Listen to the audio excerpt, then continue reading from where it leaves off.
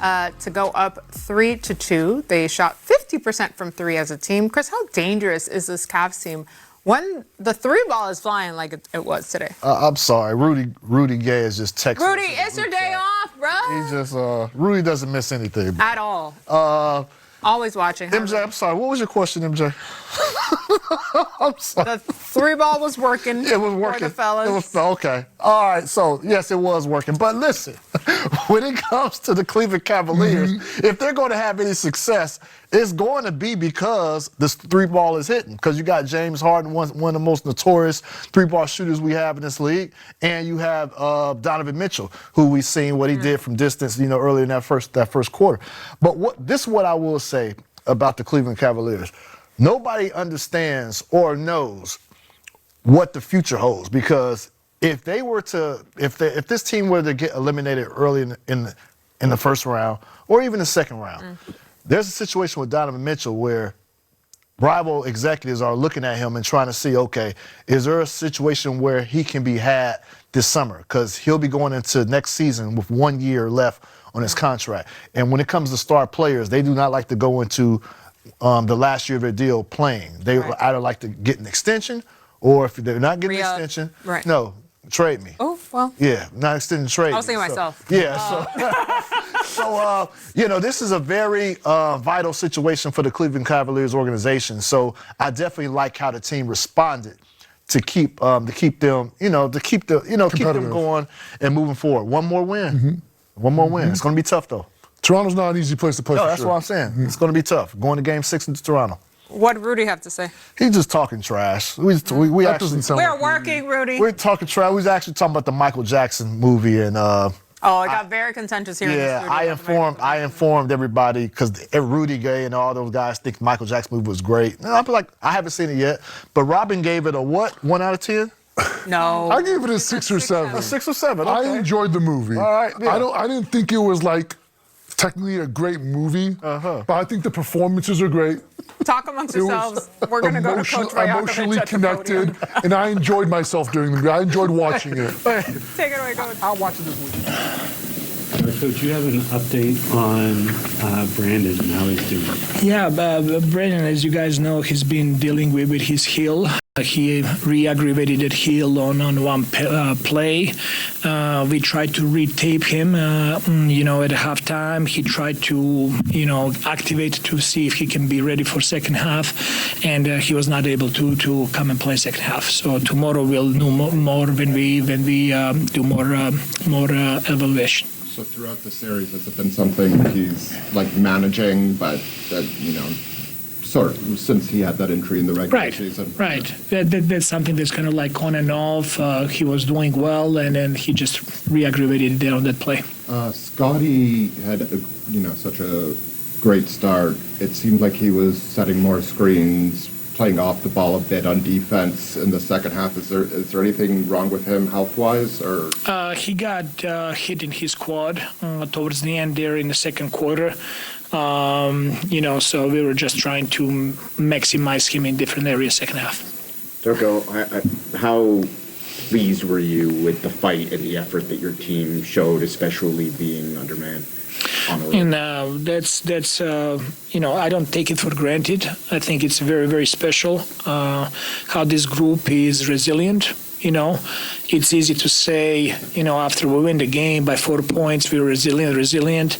I thought that we were a very resilient team tonight as well, even though we lost over here. But we were constantly trying to find ways, finding different lineups, finding guys that can, help us to win the game. And it came down. They shot 50% from three-point line, made 18 threes. They had a couple of players that really stepped up for them in the second half, and we just came out short. With that fight and being down BI with Scotty banged up, how much of it was just running out of gas in the fourth quarter, do you think? I mean, we cannot look at it as excuse. Obviously, we were getting a little bit tired, but they were tired as well. At the end, we kept them in the fourth quarter to 25 points. I would not just blame the fourth quarter there. I think overall we got to do a better job defensively, and we cannot allow this team to score 125 points overall. I think that's like from first quarter where they scored 38, then 33, and then in the third quarter we got to do a better job there. In the fourth there, when it's Schroeder who's giving you 11 points, 19 for the game, Mobley who's hitting 3 threes, 2 in the fourth. I mean, is that a game plan issue, or is that just them finding offense from unexpected sources? And that's the beauty of the playoffs, because in each game somebody else steps up, and just like we had Jamison Bell to step up and make the difference in Game 3. I thought that Dennis did an outstanding job in the second half.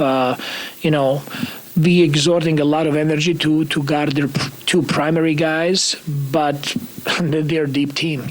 We cannot take possessions off and not guard Dennis or not guard Strus or not guard Sam Merrill. We got to find ways to continue guarding those guys there as well. Credit to them. They play well. They knock down their shots.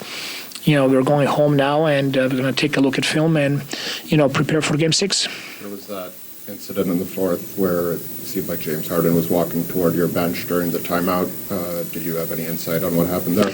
I really don't. I got to take a look at that. I just saw the scuffle. I came in there just to keep guys apart, but I got to take a look at film there and see what happened. Referees, obviously, they took a look and they did not find anything. With only 1 day between now and Game 6, I mean, what's your level of concern with the physical injuries that your team is facing? I mean, we'll have to see where we are tomorrow. It's 48 hours until the next game. Tomorrow is going to be we have 48 hours to find physical and to find mental way.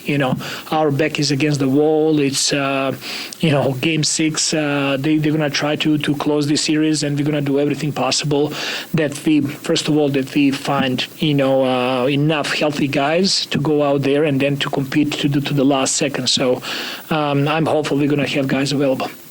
When you look at what was working for you, Dan, how do you describe the lift that Dennis gave you guys? Oh man, the guy's played in a lot of big games. I was just thinking about it when we were talking about trading for him. That was one of the things that came up. This guy's played in huge games in the NBA and then on the international scene. So this type of game fits him. But I think it started with him getting to the rim, and then that loosened up the jumper for him. And then I thought his defense on Barrett, he really got under him, harassed him. He was, as he likes to call him, Dennis the Menace tonight, In Toronto, Evan didn't have two very good games. Didn't necessarily have the greatest first half tonight, but had an excellent second half. Just what kind of impact did he provide? Man, really good. I mean, those threes were we needed them. I know that's not his bread and butter, but man, he hit them and hit them with confidence. And like I said, I thought those threes were really timely. But more forceful tonight, just in general, Joe Brady. Kenny, what was the biggest key defensively in the fourth quarter? I think limited them to one shot. I don't know what their offense. It felt like, first half, that quarter we gave up 4. It's like the key to the series for us. Being able to rebound the ball, and I felt like we were holding them to one shot. I don't know what the possession game ended up, but I thought that was the biggest key defensively. And then just to win a game like that where you gave up nearly 30 points off turnovers. Yeah, I mean, I will say I thought in the second half we did a better job, right? James, Dennis.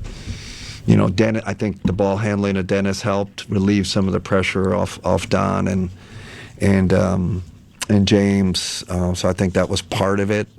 But I, told them at halftime, I got the live ball turnovers it just fuels them. It fuels their attack. It gets their momentum going. So we still haven't figured out a way to clean that up. If we're going to win on the road, we gotta find a way. Well, Mikey. Jenny, what you make of the you guys' offensive execution on offense? I know you guys won, but it seemed like you got a little more static than you had earlier. Yeah, it's always Mike. That's always like, running a play and playing a target game. And you're always trying to find that balance to running maybe something that's got some continuity. And I think the guys felt like they had some matchups they liked. But man, a couple missed free throws, right? And we don't fit. James has a couple of bunnies there. He doesn't normally finishes. I think Evan had that one at the rim. But we got to, we got over the hump. I think this is a step for us from a mental, kind of mental toughness point of view. It was not pretty. We go down 12. The crowd's nervous. Everybody's nervous. But I thought we showed really, really good poise and resiliency. When you could have